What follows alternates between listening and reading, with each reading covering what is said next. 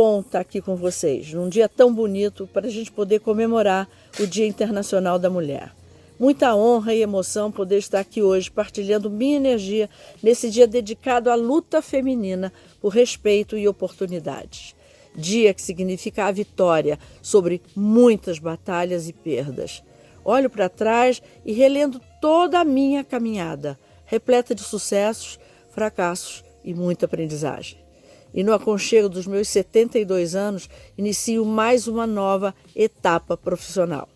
Sei que posso me permitir essa ousadia. Somos 4 mulheres no Hub Pontes e Conexões. Beti, Eliane, Marta e eu. Estamos abrindo uma trilha para que outras mulheres igualmente longevas possam criar, iniciar seus sucessos pessoais e profissionais, deixando legados importantes para toda a sua descendência. Eu não sou uma heroína ou qualquer coisa desse tipo. Só sei que tenho a força do que somos, daquilo que eu sou, apenas uma mulher que acredita na força do ser mulher. Sejam todas muito felizes e Deus abençoe vocês. Aconteceu um evento na minha história de criança, né? Que eu tinha 5 anos, minha mãe 25, quando minha mãe se separou. E é uma coisa que naquela época não existia, né? Então, eu e meu irmão, que era mais novo, um ano menos que eu, né? E a gente teve que aprender a se defender na escola, porque a gente era quase que um pecado ambulante, e os pais eram separados. E nós dois conversávamos, ele tem um ano menos que eu. E aí, naquele momento, eu vi que eu tinha que ser forte por mim, por ele e por ela. E ela foi de uma fortaleza sem tamanho. Meu pai me incomodou, ela abriu mão de pensão, trabalhou, foi uma condenada para poder a gente estudar nas melhores escolas, e meus avós ajudando no que podiam, né? Mas aquilo me fez, naquele momento, eu tinha uns 6 anos, quando eu me lembro exatamente, porque era muito criança, né? É que naquele momento eu me senti com a necessidade de fazer uma escolha. E o que me incomodava naquele momento para eu fazer essa escolha? Era o que eu poderia fazer para evitar o sofrimento das pessoas. A minha vida tinha que transcorrer com isso como propósito. Eu não sabia, imaginando uma criança, né? Eu não sabia o que eu ia fazer, eu não sabia o que eu tinha que fazer, mas eu sabia que aquilo tinha sido assim, um grande insight na minha cabeça, e era dali que eu ia prosseguir toda a minha caminhada.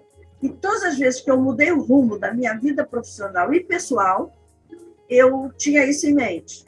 Quando eu entrei para a faculdade, a ideia era fazer algo que me propiciasse de eu fazer esse atendimento. Aí eu falei, o que você vai fazer? Serviço social. Aí eu fui para a PUC fazer serviço social e na hora de começar a fazer os estágios, eu escolhi a área médica.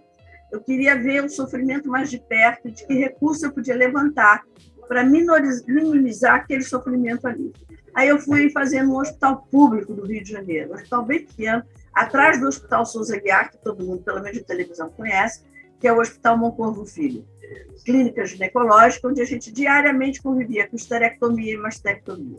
Eram cânceres terminais, porque quem vai para um hospital desse não tem nem seguro de saúde, né? Seguro, eu falo tipo INSS mesmo, né? Nem tem, porque não tem emprego, não tem nada, então... E aí foi a primeira dor que eu via onde eu podia ajudar. Foi quando eu via homens, pais, irmãos, avós, né? Namorados, sentando na minha mesa e dizendo assim, dona, me diz uma coisa, quando é que a mastectomia era pior em termos aparentes do que a esterectomia, né? Quando é que cresce novamente? Se não quiser, não quero aquela mulher, não. Mães colocando as filhas na rua, porque ela passou a ser... É como se ela tivesse tido uma lepra e podia contaminar todo mundo. O nível de ignorância de informação é muito alto. E eu tinha pouco tempo para trabalhar. Eu criei alguns recursos de atendimento de emergência, não para atender a família, porque isso era impossível, mas eu segurava mais 2 dias a paciente no hospital para poder trabalhar a autoestima dela, para ela poder ter alguma força para encarar isso aí. Porque ela também vinha dessa origem cultural.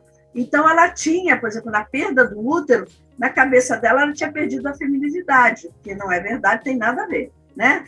A gente sabe, mas ela não sabia, né?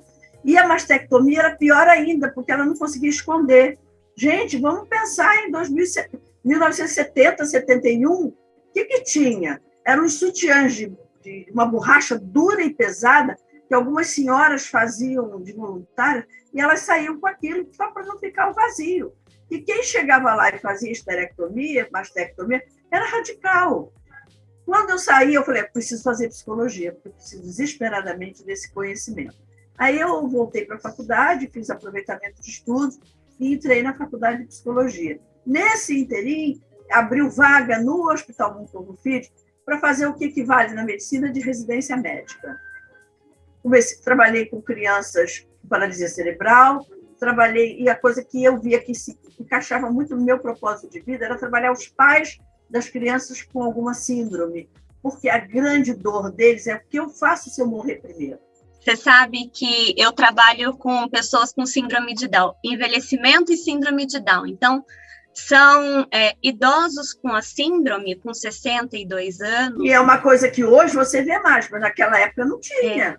As cardiopatias levavam antes. Os pais dessas pessoas são muito mais velhos. Claro. Então, eu entendo quando você fala do desespero, né? De como, o que eu vou deixar para o meu filho, ou como eu vou deixar meu filho se eu partir antes. E às vezes eles têm irmãos que podem ser os tutores, mas esses irmãos têm que querer. A situação é bem complicada. Muito complicada, mas fomos sobrevivendo, né? Eu fiz pedagogia não chegou a 2 anos, porque eu já tinha estágio que o colégio me dava essas aulas que eu estava dando sem registro, como estágio. Então, em 1900, eu entrei com o registro em 77, terminaria em 79. Antes de terminar o registro provisório, eu já estava com o diploma na mão. Aí não teve problema nenhum. Foi assim que eu virei professora. E nunca mais deixei de ser. Com essa trajetória linda, né, que eu digo assim, vamos dizer assim, uma mulher além do seu tempo, porque na época em que as coisas aconteceram, a gente sabe como era a história. Era muito mais difícil, né? Não, e a cultura, né, da mulher, quando casa, estudar, fazer isso. E a tua trajetória sempre foi voltada para essa coisa de uma aprendizagem contínua, de tudo isso. Eu achava que era a única maneira que eu ia dar tipo assim, cada uma das pessoas que estavam na minha frente deveriam ser protagonistas da própria história. E tinha um monte delas que estava se conformando em ser a melhor amiga da protagonista. Então, não dá para fazer isso. Mas como que eu chegava nessas pessoas? Só através da educação. E eu acho que todo esse processo educacional, eu queria que você chegasse a Leonor hoje, que não parou em nenhum momento, que foi a mãe, a esposa, mas principalmente foi a mulher que acompanhou toda a sua longevidade, a profissional que acompanhou sua longevidade, e hoje, aos 72 anos, está partindo para Portugal para dar uma palestra, e tem uma extrema vida ativa, quando a gente fala assim, o quanto é importante vamos dizer assim, esse teu aprendizado ao longo da vida para contribuir para essa longevidade que você tem. Eu queria que você falasse um pouquinho disso para a gente. Em 1998, eu estava na escola e eu fui convidada para entrar na Fundação Getúlio Vargas. Eu tive um outro evento na minha vida. Em 98 eu estava na Fundação, mas em 1990, uma filha com 17, outra com 16 e outra com 6, eu fiquei viúva. Da noite para o dia. Eu e 3 mulherzinhas, né? Aí tínhamos um monte de planos, meu marido era engenheiro, calculista, projetista, tinha um monte de cliente, mas isso acabou, porque dependia dele.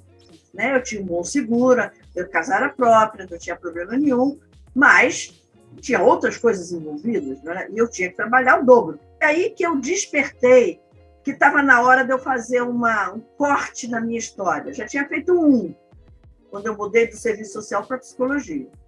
Já tinha feito outro quando eu descobri, no estágio do hospital, que eu só conseguiria ajudar aquelas pessoas a crescerem e a se defenderem se elas tivessem um maior esclarecimento das possibilidades delas. Fizemos trabalho de autoconhecimento. E aí, em 98, foi a primeira grande decisão. Eu estava com 50 anos, que eu tinha que ir para a Fundação de manhã, um trânsito danado de Botafogo para Tijuca. Aí eu entrava na escola às 10, saía da escola às 4, que eu tinha que estar às 6 na Fundação para pegar os alunos à noite. Eu fiz a opção por ficar na Fundação, né? Porque era um momento novo, era um cenário novo, e eu ficava assim, muito encantada quando eu via aquelas turmas lotadas, 40, 50 alunos, e eles querendo saber o que eu tinha para partilhar com eles. Eles eram muito mais jovens que eu. Tinha pessoas com uma idade relativa à minha naquela época, mas em termos de média da turma era muito pouco. Aí eu levei tudo que eu trouxe da minha vida para partilhar com eles em sala de aula. Eu não acredito que você possa ensinar alguma coisa se você não acredite piamente naquilo. Você não ensina aquilo que você não vive. A tua linguagem corporal é muito intensa quando você fala daquilo que você não acredita, em contrapartida de quando aquilo passa a ser a causa da sua vida. Eu tenho relatos maravilhosos de feedback de alunos, alguns eu guardo, outros nem bem. Tem alunos que me seguem até hoje, mandando, viu aquilo que a senhora falou naquele dia? Olha o resultado daquilo. Isso é muito bom, né? Aí eu fui ficando lá e eu vi que era realmente na frente de uma sala de aula que eu ia conseguir mudar um pouco as pessoas, quer dizer, eu mudar nunca, porque ninguém muda ninguém, né? Mas ajudar as pessoas a quererem fazer mudanças internas. Em 2003, a Fundação abriu um campus avançado aqui na Barra da Tijuca e me chamaram para dirigir, montar, abrir, divulgar, fazer crescer e dirigir. Fiquei lá 5 anos. E há 5 anos atrás eu decidi que estava na hora de eu dar uma parada para eu fazer o que realmente me encantava, que é esse trabalho, Eliane, que a gente está fazendo agora. Eu me filiei ao Hub Mulher, eu sou voluntária numa casa de crianças especiais, que eu não trabalho com as crianças, porque não tem possibilidade de trabalhar com profissionais voluntários, porque eles não têm o comprometimento que tem um profissional contratado, né? Então, todos os profissionais são contratados. O corpo de voluntários é para fazer suporte. Então, eu dou treinamento aos profissionais. É nessa fase que a gente começa a perceber que a gente justamente tem que trabalhar por propósitos, a vida inteira, né?